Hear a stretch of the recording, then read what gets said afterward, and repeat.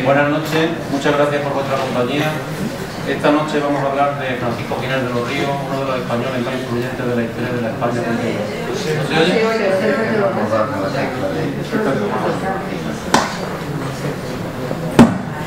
¿Hola? Bien, decía que vamos a hablar de Giner de los Ríos.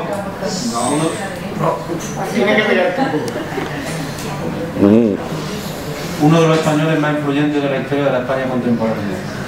Hombre que se convence que el problema de España es la educación y centra todo su esfuerzo para regenerar España a través de la educación. Desde la Biblioteca Municipal, de la Secretaría de Cultura, queremos honrar la memoria de Giner de los Ríos y contribuir modestamente a la difusión de su pensamiento.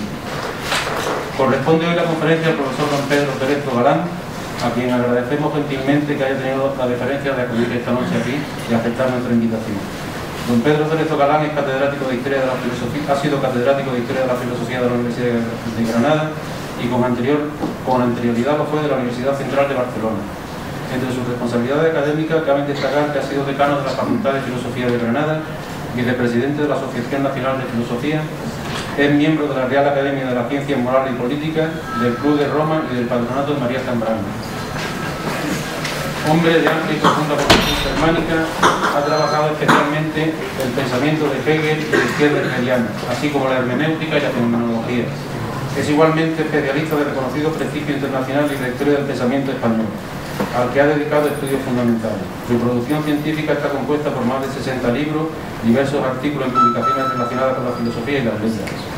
Ha sido invitado a los principales centros de conocimiento de España y del mundo y además ha participado en multitud de congresos y conferencias. Entre sus principales publicaciones podemos destacar Arte, Verdad y Ser en Heidegger, Teoría y Praxis en Hegel, Palabra en el Tiempo, Poesía y Filosofía de Antonio Machado, La Voluntad de la Aventura, Aproximación Crítica al Pensamiento de Ortega, La Máscara de lo Trágico, Filosofía y Tragedia de Miguel Unamuno, El Mal del Siglo y Ortega en Perspectiva. Ya solamente me queda agradecer sinceramente que esté aquí y que es un auténtico placer que estéis aquí con nosotros. Gracias por esta cariñosa presentación y por tu compañía, vuestra compañía, en una noche... No se escucha bien aquí atrás. No se oye bien, pero ahora sí. Bueno, entonces estaba agradeciendo a mi compañero de mesa, ¿no?, su presentación y vuestra compañía en una noche un poco turbulenta, ¿no?, tanto para los que venimos como también para los que os habéis tomado la molestia de venir aquí. Cuando me ha presentado la tarjeta de los actos, yo he escrito "ya era hora", y ya era hora de que Andalucía le hiciese un homenaje a Giner de los Ríos. Estábamos esperando que llegara alguna ocasión, ¿no?, un centenario. ¿Qué tiene que ocurrir para que Andalucía, y no solo las instituciones, ¿no?, sino un poco, en fin, los artistas, etcétera, nos acordemos de Giner de los Ríos? Ya era hora, ¿no? Bendita hora, si realmente es para proseguir el curso abierto por Giner de los Ríos, porque podemos decir que seguir a Giner de los Ríos es seguir adelante. Bendita hora esta de nuestra memoria, de la exposición ambulante, del libro que se le ha dedicado, y espero que este año sea muy abundante en frutos casi de conversión intelectual a Giner de los Ríos. Claro, ¿cómo vería él un acto de cultura como este, ¿no? Porque tenemos de la cultura unas ideas muy peregrinas, ¿no? La instrucción, o la erudición, o el entretenimiento espiritual, o un complemento lujoso, ¿no? En fin. Y la cultura tiene que ser algo muy vivo, es la palabra viva, ya sea una conferencia de arte o de ciencia o de filosofía, etcétera, tiene que ser una palabra viva, el pan nuestro de cada día, ¿no? Eso sería un poco la cultura dicha en un lenguaje laico. El pan nuestro de cada día debe ser la cultura, porque una palabra viva pues alimenta, no solamente informa y educa, sino que alimenta, estimula, sugestiona, consuela, ¿no? Esas son las maravillas de la pluralidad de usos y funciones que tiene la palabra. De modo que lo ideal sería que con ocasión de esta exposición y de los actos que aquí se celebran periódicamente y de cuantos otros puedan ocurrir y ocurren en esta ciudad, que es una ciudad de bastante densidad cultural, realmente nos permitan recobrar un sentido muy genuino de cultura. Antonio Machado, que es uno de mis santos de mi devoción, de mis héroes tutelares, ¿no?, desde mi adolescencia, definía la cultura como extender por el mundo el divino tesoro de la conciencia vigilante, ¿no? Vivir alerta, eso es la cultura, vivir alerta y procurar despertar a los dormidos y alertarlos, porque son muchos los peligros y las tentaciones y las inercias, ¿no?, que encontramos en el camino. De modo que ya era hora de acordarnos de nuestro gran Giner de los Ríos, ¿no? Giner de los Ríos es el educador de España en la modernidad.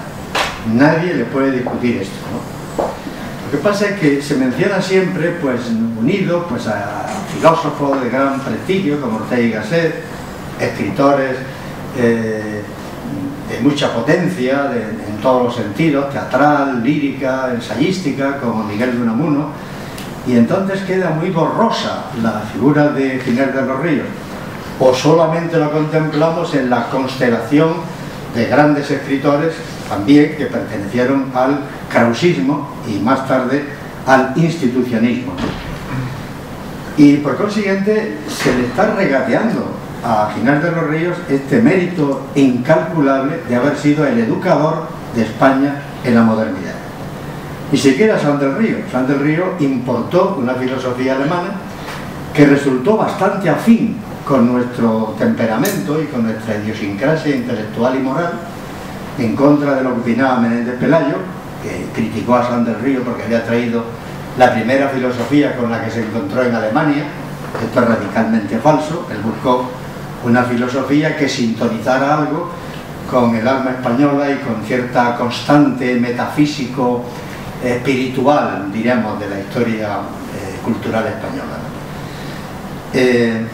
Pero claro, Sanz del Río hizo una labor muy estricta, muy reducida, y fue más traductor de Krause que realmente el renovador del pensamiento y de los hábitos intelectuales, morales, estéticos de nuestro país. Por consiguiente, el gran educador de España en la modernidad es Giner de los Ríos. Unamuno es un agitador, él mismo se definió así, un excitador de espíritus que nos provoca, que quiere despertarnos a España de una modorra de siglos, que utiliza múltiples medios, ¿no?, para asaltarnos la poesía, el teatro, el ensayo, como decía antes, y nadie le puede regatear este mérito de ser, por otra parte, un héroe solitario, ¿no?, del liberalismo y de otras muchas batallas. Y Ortega es el reformador intelectual de España, lleno de empresas culturales, pletórico de energía creadora, en periódicos, en revistas, en empresas de todo tipo, la Liga de la Educación Política, la Asociación en Defensa de la República, etcétera, etcétera, ¿no? Y realmente, si suprimimos a Unamuno y Ortega, pues perdemos, no sé qué diría, ¿no?, pongamos un 50% de nuestra moderna potencia intelectual. Pero es que si suprimimos a Giner, suprimimos la otra mitad. Es decir, no entendemos que realmente lo que hizo Ortega y Gasset fue heredar, tomar la doble herencia regeneracionista de un lado de Costa, de don Joaquín Costa, y del otro lado de Giner. De modo que durante el primer periodo de Ortega él entiende que está canalizando un movimiento renovador y regenerador de la vida española que procede de Costa y de Giner. Y en cuanto a Unamuno y el propio Costa eran colaboradores de la Institución Libre de Enseñanza, que, como saben ustedes, fue la gran obra de Giner. De manera que si eliminamos a Giner de nuestro panorama, nos falta el padre nutricio, la madre y padre nutricio, ¿no?, de la cultura española, no solo importando la filosofía de Krause, como hizo Sanz del Río, sino sobre todo imprimiéndole un giro al pensamiento krausista, un giro al que ha definido López Morillas como un giro praxeológico, es decir, convirtiendo una filosofía bastante abstrusa y muy especulativa, convirtiéndola en un programa de vida y en un estilo de existencia, y en una institución educadora, ¿no? Claro, obviamente, si eliminamos a Giner, creo que nos quedamos a oscuras, radicalmente a oscuras, ¿no? Claro, es muy difícil definir a Giner, porque Giner fue filósofo del derecho, fue ensayista, tocó la literatura, la estética, ¿no? Realmente es un hombre muy polivalente, pero en cualquiera de esas actividades podríamos pensar siempre otro igual o incluso superior como pensador de un área determinada, ¿no? Pensemos que al lado de Giner pues está Salmerón, o está Gumersindo Descartes, etcétera, etcétera, ¿no?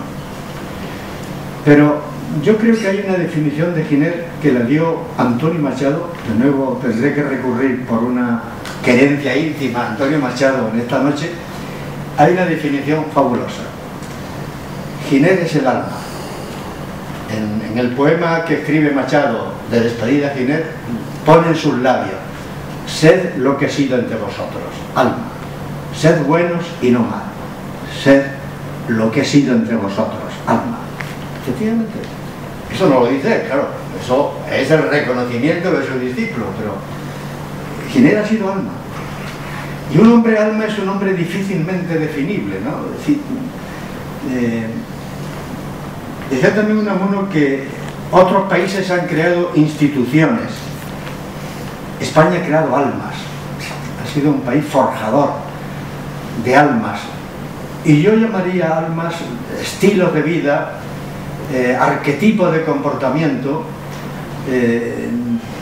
paradigmas existenciales, de tal manera que sin ellos, sin esa presencia vivificadora de esos grandes hombres, pues realmente nos faltan estímulos básicos, ¿no? Nos falta casi el aire para respirar culturalmente. De modo que ha sido el hombre alma.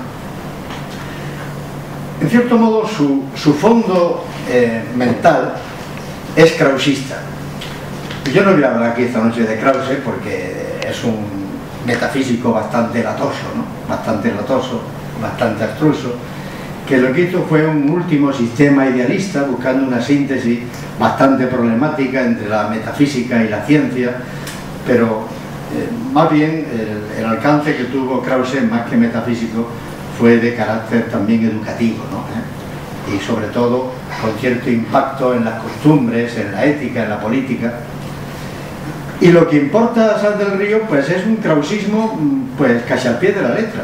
Insisto que muchos de los escritos que pasan por ser de Sanz del Río son traducciones literales de Krause. Pero la genialidad, como digo, de Giner de los Ríos es que fue capaz de encontrar el nervio de razón práctica, de compromiso existencial, de aportación ética y política y hasta estética que había en el krausismo. Y el krausismo lo podemos definir con tres rasgos. Fue un movimiento, primero, de ilustración, segundo, de secularización y tercero, de modernización. Estas palabras yo creo que ya nos deben decir algo, ¿no?, al día de hoy. Un movimiento de ilustración porque era el primer movimiento, no de masas, fue obviamente un movimiento minoritario, pues fue el primer movimiento que de alguna manera quiso crear y extender cultura, y además buscando, por así decirlo, una matriz de esa cultura que no fuera la matriz religiosa, dogmática, tradicional, que estuviera como incubada en nuevos centros de inspiración, fundamentalmente la filosofía y la ciencia. De manera que este sentido de elevar a conciencia lo que ocurre en la vida cotidiana, de convertir en problema objetivo lo que son preocupaciones e inquietudes muchas veces angustiantes, y de buscar respuesta práctica social a los problemas objetivos, esto fue la Ilustración. El movimiento de las luces, hacer la luz, pero hacer la luz es simplemente elevar a conciencia lo que no está en la conciencia, lo que está en un terreno turbio, en el orden del sentimiento, del impulso, del instinto, ¿no? Y fue, obviamente, el primer movimiento verdaderamente de ilustración. España había tenido muy escasos ilustrados, ¿no? Pues Feijóo, pues Jovellanos, alguno más, algún romántico luego como Larra, como White, etcétera, pero realmente nos había faltado un fermento profundamente ilustrador en el país, y esto lo aporta el krausismo, y luego, como voy a decir, el institucionalismo. El segundo, la secularización de la vida española, porque por primera vez se habla de religión de una manera acorde con la ciencia. Se habla del sentimiento religioso y de la religión moral y de la religión natural y de una idea de Dios que hable a la vez a la cabeza y al corazón y que sean concordes, etcétera, al margen de cualquier dogmática y de cualquier credo positivo, y sin tener una hostilidad abierta hacia el mundo de la creencia, pese a que realmente Roma estaba en el peor momento. Piensen ustedes que en el año, no sé si es en 1860, no tengo la ficha es cuando se publica el Sílabus, que es una encíclica papal de Pío X en la que la condena más total que puede imaginarse a la cultura moderna, al liberalismo, al socialismo, en fin, a todos los sismos imaginables. Y por consiguiente la hostilidad con que los intelectuales podían presentarse en la vida política era muy de esperar. Sin embargo, esto no ocurre en el movimiento secularizador del krausismo, sino que saben encontrar una réplica en clave moral en lo que llamaban la adoración a Dios en espíritu y en verdad, y a un Dios cordial y a un Dios intelectual como dos caras de lo mismo, pero sin que tuviera mediado, diríamos, por la dogmática positiva, ¿no? Y luego, pues, las primeras instituciones modernizadoras de España, entre otras la escuela y las instituciones educativas, van a partir también del krausismo. Piensen ustedes que es un momento muy importante para la pedagogía. Entre nosotros la pedagogía siempre ha tenido mala prensa, se ha visto como una cosa menor, una disciplina de poca monta, ¿no? Y sin embargo es fundamental. No hay ningún gran pensador, ni Kant, ni Fichte, etcétera, que no, el propio Ortega, el primer Ortega, digamos, Pinel de los Ríos, que no haya consagrado la pedagogía como una pieza central en la regeneración. ¿Por qué? Pues por una razón muy sencilla. La nueva filosofía, que es la filosofía mundana, esto es una filosofía no trascendental, no sobrenatural, no, una filosofía que se dedica a averiguar la legalidad que debe estar vigente en todas las esferas del comportamiento humano, la legalidad en el derecho, en la ética, en la estética, en la ciencia, la legalidad inmanente de las diversas esferas de la vida humana y cómo redunda en la utilidad y la felicidad del hombre. Esta es la filosofía del mundo, la filosofía mundana, no una transmundana. Obviamente esta filosofía tenía que derivar en política, y la deriva en política necesitaba el nexo de la pedagogía, porque desembocar en la política no habiendo una base social necesaria y sobre todo una determinada revolución en las conciencias era realmente un desembarco peregrino y muy expuesto al fracaso.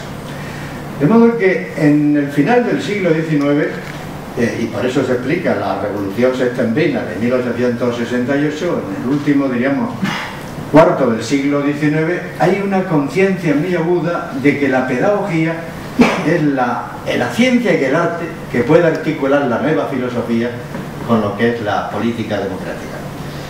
Y para poner sobre la mesa esta trascendencia de la pedagogía, voy a traer a colación un texto de Concepción Arenal, una de las grandes mujeres del fin de siglo, del siglo XIX.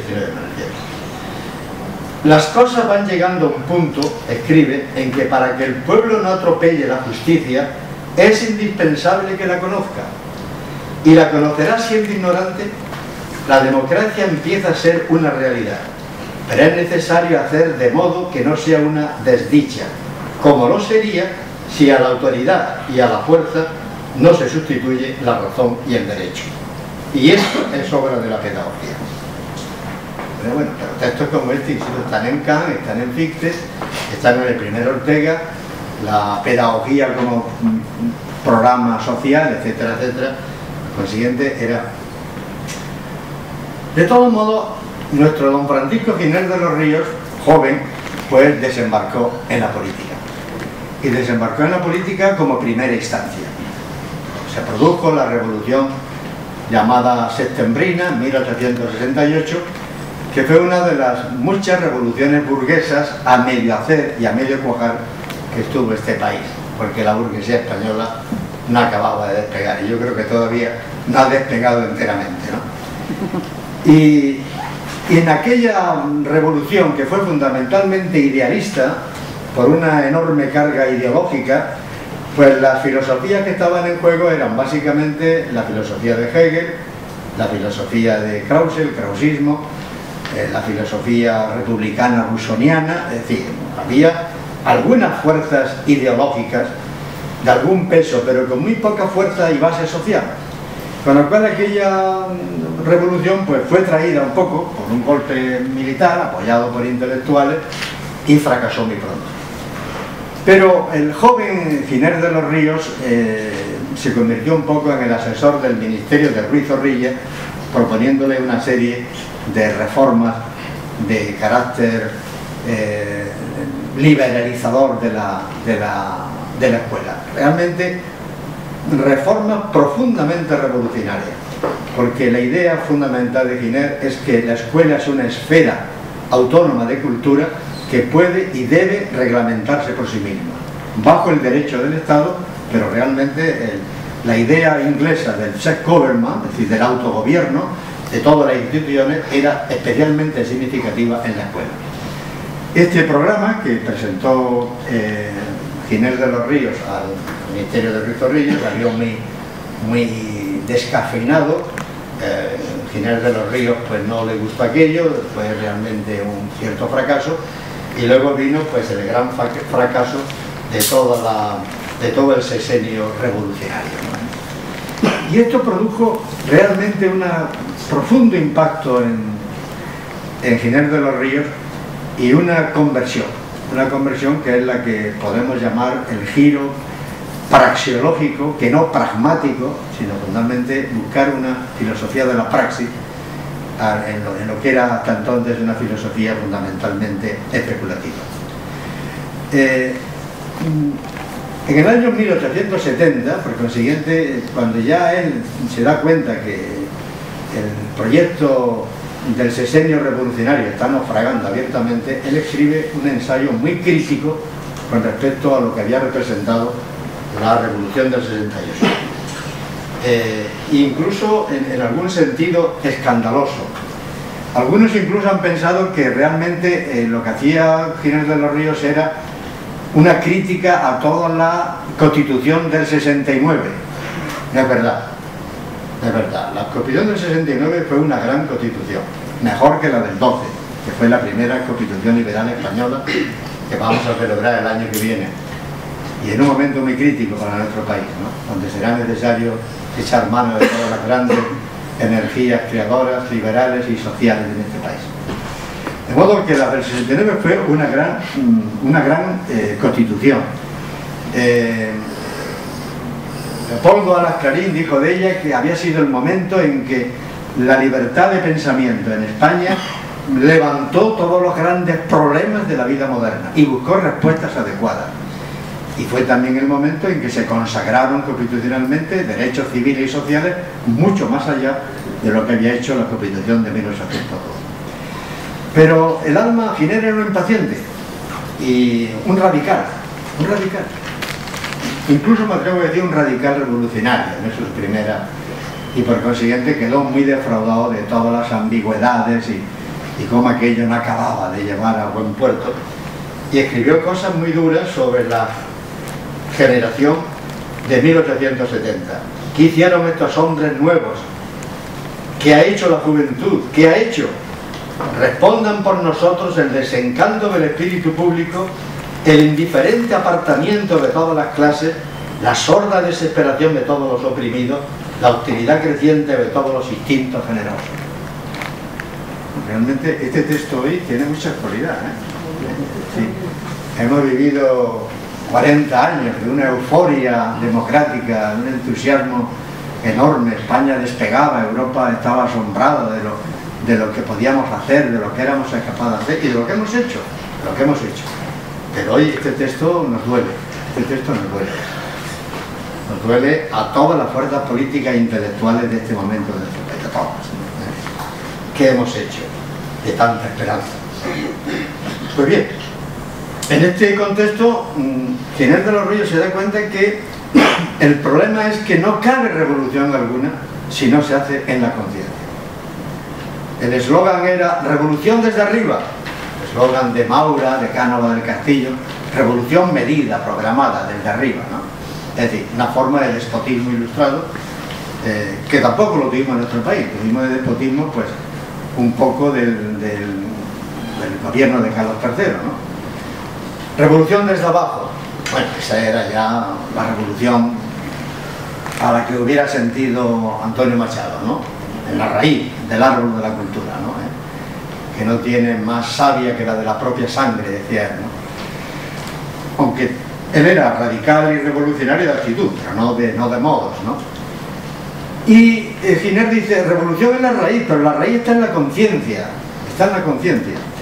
Y no hay revolución posible sin reforma moral y religiosa.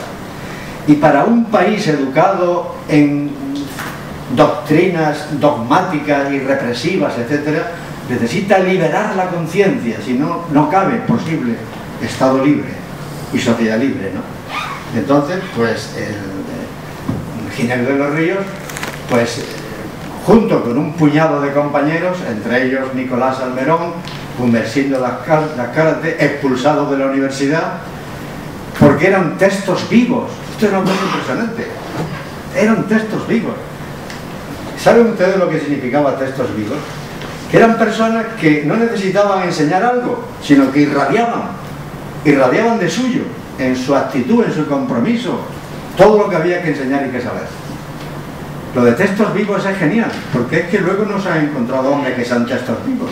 La gente va con su libro de texto y enseña al filo del libro de texto, pero un texto vivo, claro, ¿qué hacen con un texto vivo?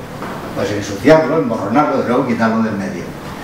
Entonces le exigieron en el decreto Orobio un juramento de fidelidad a la corona y a la Iglesia Católica, y estos hombres, unos tenían una religión moral, otros eran agnósticos, en el fondo republicanos, en la forma también republicanos, pues dijeron que no. Nicolás Almerón, es otro gran andaluz de Almería, pues ha sido un poco el prototipo del hombre republicano por excelencia, ¿no? Y dijeron que no, y se marcharon, sin más, o los confinaron, los desterraron, quizás lo dejaron entenderse y moverse algo, ¿no? Pero en definitiva. Y entonces, en aquellas angustias, estos hombres que después del fracaso de la Revolución Septembrina querían buscar una alternativa radical a la vida española, pues pensaron hacer una universidad libre, pero les faltó dinero, buscaron diversos sitios y entonces pues acabaron haciendo pues la institución libre de enseñanza. Esto fue, aunque realmente también hay ideas de Azcárate y sobre todo de Salmerón en la idea de la institución, prolongando un poco un círculo esotérico que tenía el krausismo en Madrid, pero realmente el ejecutor de la obra de la institución libre de enseñanza es Giner de los Ríos.